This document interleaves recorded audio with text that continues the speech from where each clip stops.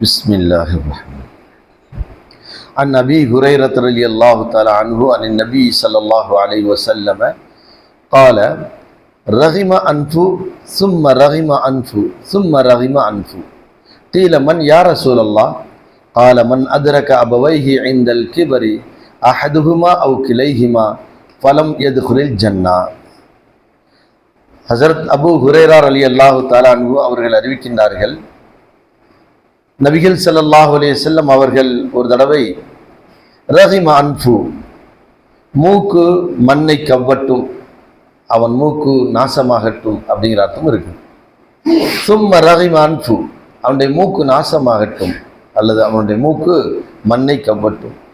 சும்ம ரஹிம அன்ஃபு, இவ்வாறு நபிகள் ஸல்லல்லாஹு அலைஹி வஸல்லம் அவர்கள் 3 தடவை கூறினார்கள்.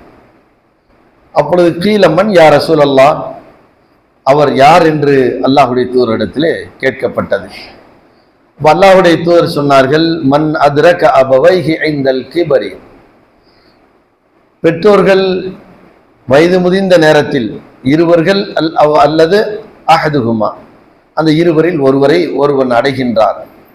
ஆனால் ஃபலம் யதுகுலில் ஜன்னத, அந்த மனிதர் சொர்க்கம் செல்லவில்லை, அந்த மனிதர் நாசமாகட்டும், அவனுடைய மூக்கு மண்ணை கவ்வட்டும் என்று நபிகள் ஸல்லல்லாஹு அலைஹி வஸல்லம் அவர்கள் கூறினார்கள்.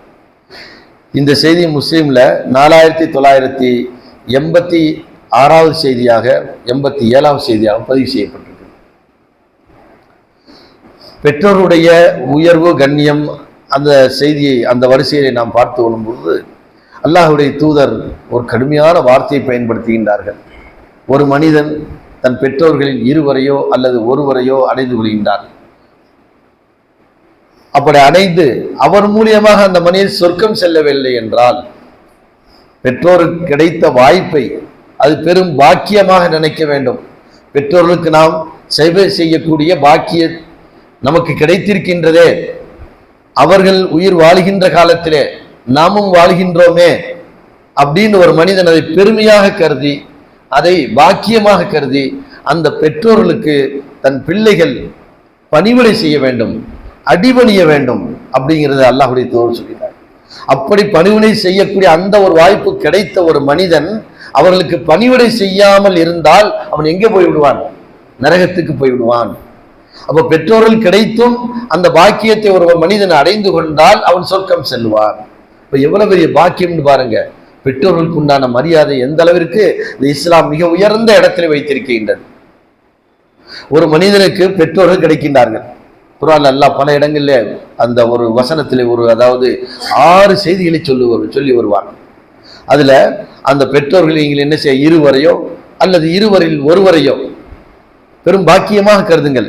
தந்தையை பெற்றுக்கொள்கின்றீர்கள் அல்லது தாயை பெற்றுக்கொள்கின்ற அல்லது இருவரையும் பெற்றுக்கொள்கின்றீர்கள். இந்த இருவரையும் பெற்றுக்கொண்டோ நீங்கள் அவங்களுக்கு என்ன செய்யுங்க, பணிவிடை செய்யுங்கள். வலா தக்குல் லஹ்மா உஃபின், அவர்களை நீங்கள் சீ என்ற வார்த்தையை சொல்லி விடாதீர்கள். வலா தன்ஹருஹுமா, அந்த இருவரை நீங்கள் வெறுத்து விடாதீர்கள். வக்ஃபில் லஹ்மா ஜனாஹ துல்லி, பணிவு என்ற இறக்கையை. இதற்கு இன்னொரு அர்த்தம் என்ன? துல்லுண்டா இழிவுன்ற அர்த்தம்.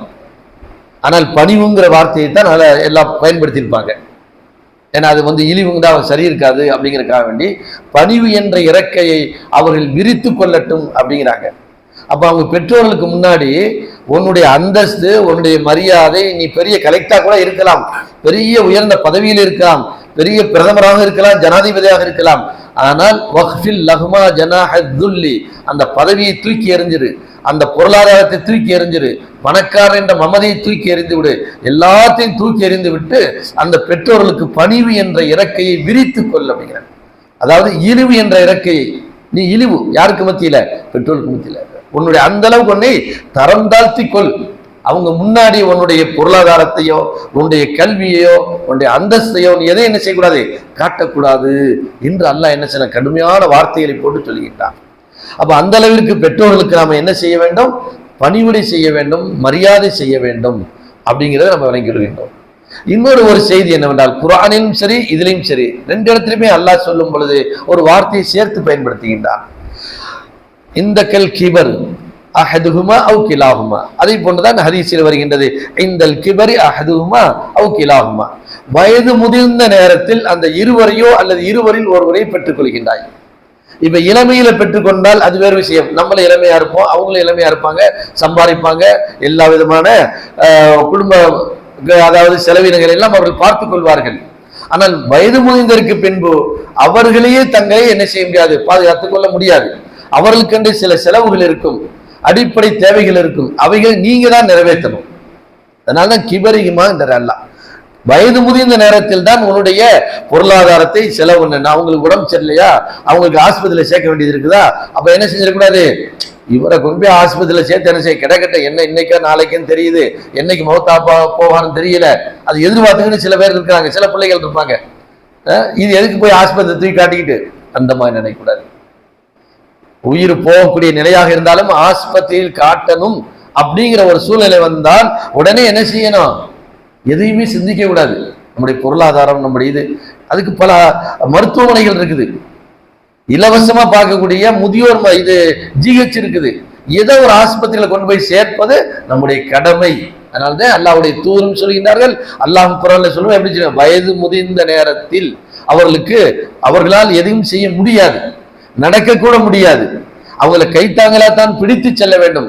அதெல்லாம் பெரும் பாக்கியமாக நினைங்கள். 4 பேர் இருக்கிற இடத்துல ஒரு சபையில உட்கார வேண்டிய ஒரு சூழல் வரும், அப்ப அவரால் உட்கார முடியாது. அப்ப மகன் என்ன செய்யணும், கையை பிடித்து அப்படியே லேசா கொண்டு வந்து ஒரு இடத்தில் அமர வைப்பது. அதான் பணிவு என்ற இறக்கை. நீங்க பெரிய ஆலிமா இருக்கலாம், பெரிய பொருளாதாரத்துல பெரிய பணக்காரா இருக்கலாம், ஆனால் அந்த சபையில நீங்க பெரிய அந்தஸ்துக்குரியராகவும் இருப்பீர்கள். அப்ப மனசுல என்ன வரக்கூடாது, ஒரு சின்ன நெருடல் கூட வரக்கூடாது. இவ்வளவு பெரிய கூட்டத்துல நம்ம அவரை கையை பிடிச்சிக்கிட்டு இழுத்துட்டு வந்து அந்த இடத்துல உட்கார வைக்கிறது, அது நமக்கு ரொம்ப அசிங்கம், அவமானம் என்றெல்லாம் நீங்க நினைக்க கூடாது. அந்த அவமானத்தை நீங்கள் பாக்கியமாக நினையுங்கள் என்று அல்லாஹ் என்ன செய்யலாம் குறிப்பிடுகிறார். அல்லாஹ்வுடைய தூதர் நமக்கு கடுமையான வார்த்தை கொண்டு, ஒரு மனிதன் இந்த வயது முதிர்ந்த காலத்திலே பெற்றுக்கொண்டு அவர்களுக்கு சரியான பணிவிடை அவன் செய்யவில்லை என்றால், அதன் மூலியமாக அவன் சொர்க்கம் செல்லவில்லை என்றால் அவன் நாசமாகட்டும், அவன் மூக்கு மன்னிக்கப்பட்டும். அந்த மூக்கு மன்னிக்கவும்னா என்ன அர்த்தம், நம்ம வாழ்க்கையில தரந்தாழ்ந்து போயிடுவோம். ஒரு மனிதர் என்ன செஞ்சாரு, இதே மாதிரிதான் அவங்க பெற்றோர்களை இவரு என்ன செய்யல, சரியா கவனிக்கல அப்படின்னு சொன்னார், பிள்ளை சொன்னாருங்க. அப்ப அந்த கேட்டவர் சொன்னாரா, உனக்கு அதே சூழ்நிலை என்னப்பா ஆகும், உங்க பெற்றோர் நீ சொல்ற அவங்க அத்தாவை சரியா கவனிக்கல, அதனால அவர் இப்படி கஷ்டப்படுறாருன்னு சொல்ற, அதே சூழ்நிலை உனக்கு வரும்ல, உன் பெற்றோரை நீ கவனிக்கவில்லை என்றால் உனக்கும் அந்த நிலை ஏற்படும்.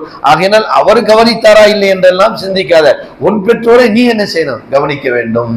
ஆகையினால் அவருடைய முதுமை நேரத்தில் தான் அவர்களுக்கு அதிகமாக நாம் என்ன செய்யணும், பணிவிடை செய்து அதன் மூலியமாக நாம் என்ன செய்யணும், சொர்க்கம் என்ற அந்த மிகப்பெரிய பாக்கியத்தை நாம் அடைந்து கொள்ள வேண்டும்.